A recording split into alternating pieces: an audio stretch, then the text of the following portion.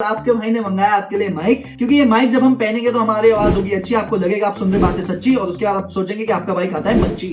क्या सस्ता रैपर है तुम्हारा भाई। ज्यादा लोग जो हैं जब भी जिम जाते हैं तो एक गोल के साथ जा रहे होते हैं कि हमें वहां पे जाके अपना फैट लूज करना है, चाहे आप गेनिंग भी कर रहे हो चाहे आप कटिंग भी कर रहे हो। लेकिन फैट इकलौती ऐसी चीज है जो कि कोई भी बंदा अपनी बॉडी पे नहीं देखना चाहता। अब ज्यादा लोग तो ये चीज बोल देते हैं और फिर समोसे खा रहे होते हैं, लेकिन इररिस्पेक्टिव अगर आप समोसे नहीं खा रहे लेकिन स्टिल आपका फैट लूज नहीं हो रहा, तो उसके पीछे होती है बहुत सारी मिस्टेक्स। एंड उसमें से आज हम बात करेंगे कुछ ऐसी मिस्टेक्स की जो कि आपका फैट लॉस ट्रांसफॉर्मेशन इफेक्ट कर रही है। एंड अगर आप इसे सुधार लेंगे तो आई शपथ, मां कसम सच बोल रहा हूं, हम पे भरोसा नहीं है भाई, आपको आपका फैट लॉस पूरा हो जाएगा। तो शुरू करते हैं।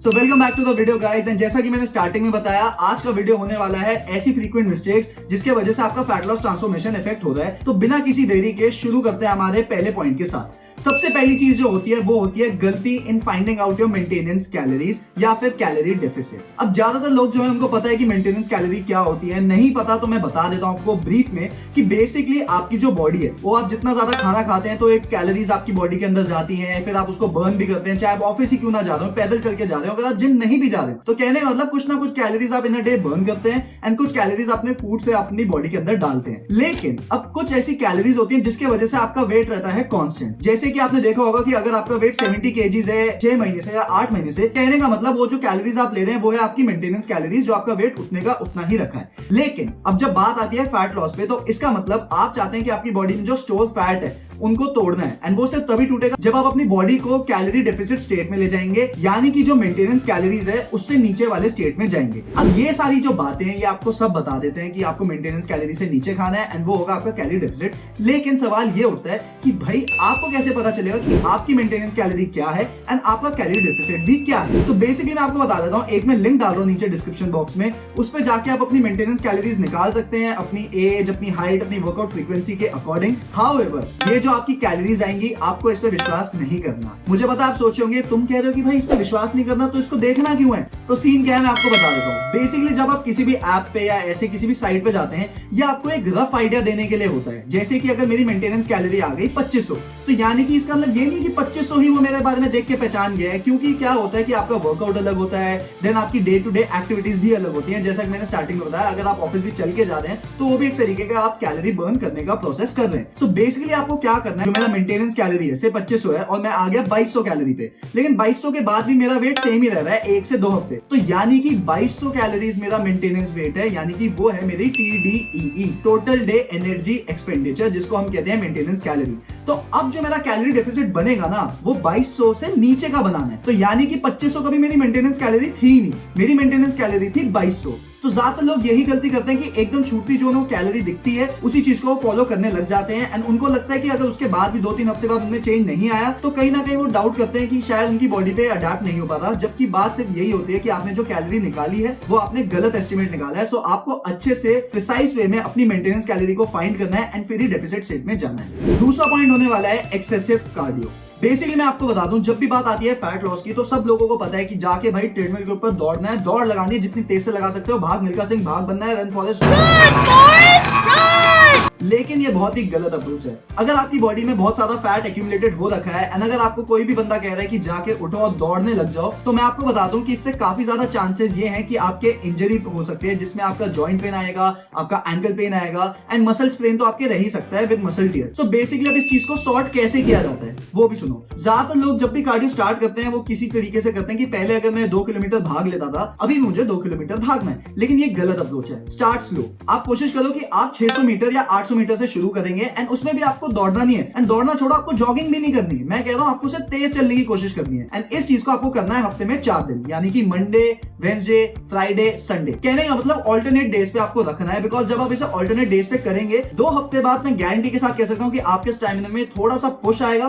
फिर आप क्या कर सकते हैं, अब आपके पास 2 ऑप्शन है, या तो आप डिस्टेंस बढ़ा लो अगर आप अभी भी कंफर्टेबल नहीं हो स्पीड से, या फिर अगर आप थोड़ा कंफर्टेबल हो चुके हो तो आप क्या कर सकते हो कि ठीक है मैं 800 मीटर ही दौड़ूंगा लेकिन अपनी स्पीड को बढ़ा दूंगा। जैसे अगर पहले मैं ब्रिस्क वॉकिंग 7 पे कर रहा था, अब मैं ट्राई करूंगा कि मैं 8 या 9 पे जाऊं। इससे क्या होगा ना कि आप इंजरी से भी बचे हुए रहेंगे, प्लस इससे आपको बहुत ज्यादा बेनिफिट होगा, क्योंकि जब आप अल्टरनेट डेज पे कार्डियो रखेंगे तो आपके मसल की रिकवरी भी बेटर होती रहेगी एंड आपको ज्यादा फर्स्ट भी नहीं लगेगा, आपको ज्यादा हेक्टिक भी नहीं लगेगा कि यार वर्कआउट करूं या फिर दौड़ूं। इस चीज में आप कभी कंफ्यूज नहीं होंगे। थर्ड पॉइंट होने वाला है restricting your diet too much. अब बहुत सारे लोग क्या करते हैं कि किसी फिटनेस इन्फ्लुएंसर्स को या फिर किसी एक ऑलरेडी बॉडी बिल्डर की डाइट देख के कोशिश करते हैं कि मैं सेम डाइट खाऊंगा आज से एंड मैं कंटिन्यू करूंगा पूरे महीने तक, पूरे साल तक। एंड वो गोल तो बना लेते हैं, लेकिन 2 या 3 दिन बाद जब वो डाइट नहीं करी जाती ना, तो इवेंचुअली उनको लगता है यार डाइटिंग मेरे बस की बात नहीं, यार मुझसे नहीं हो पाएगा, पता नहीं है बॉडी बिल्डर कैसे खाता है। तो मेरी बात सुनो, आपको ऐसे अप्रोच रखना ही नहीं है। सबसे पहले आपको अप्रोच क्या रखनी है कि आप कोशिश करो कि एक गोल बनाओ कि मैं 2 हफ्ते तक बाहर का खाना ही नहीं खाऊंगा। अगर आप ये गोल करने में कंप्लीट हो जाते हैं, आप फुलफिल कर पा रहे हैं गोल,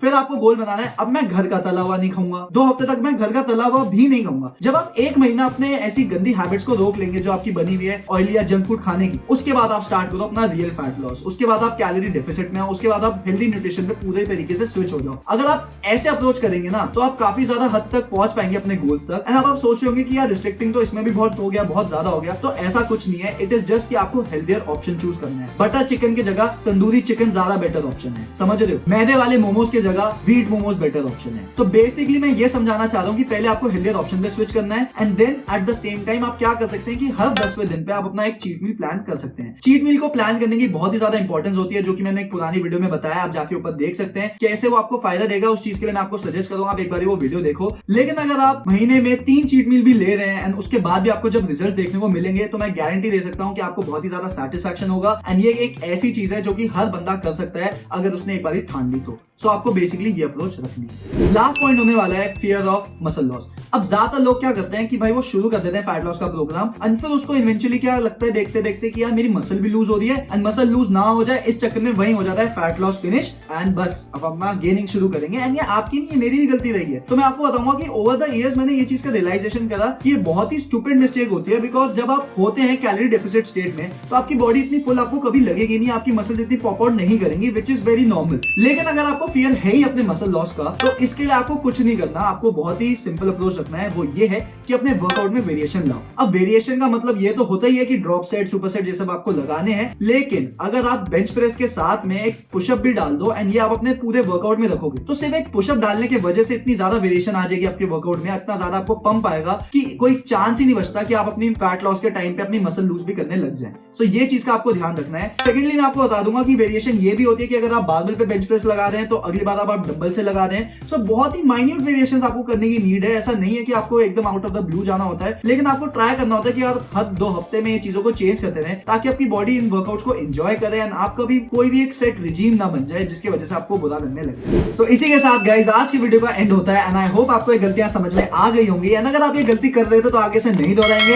या फिर अगर आप फैट लॉस करने की सोच रहे थे तो अब आपको पहली ये गलतियां पता है, तो आप पहले से ही नहीं कर दोगे, आप सीधा सीधा फैट लॉस कर लोगे अपना, मेरे बिना, आप किसी भी ट्रेनर के बिना, ठीक है ना। तो इसी बात पे इस वीडियो को लाइक कीजिए, शेयर कीजिए। एंड अगर आपको अपने भाई की आवाज पसंद आई, क्योंकि आपके भाई ने लिया है नया माइक लिया ताकि आपको दे वो अच्छी वॉइस, एंड उसके बाद बनेगा आपका भाई रैपर बनेगा, उसके बाद आपको सुनाएगा कहानी सुनाएगा, उसके बाद सुनाएगा आपको नॉलेज। और क्या बोल रहा हूँ यार मैं।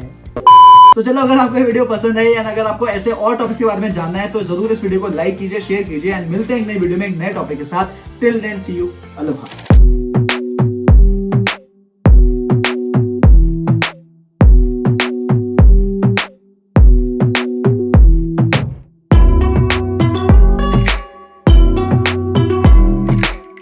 महान होते हैं वो लोग जो वीडियो पूरी टेक देने के बाद, सब करने के बाद अपना कैमरा ऑन करना ही भूल जाते हैं।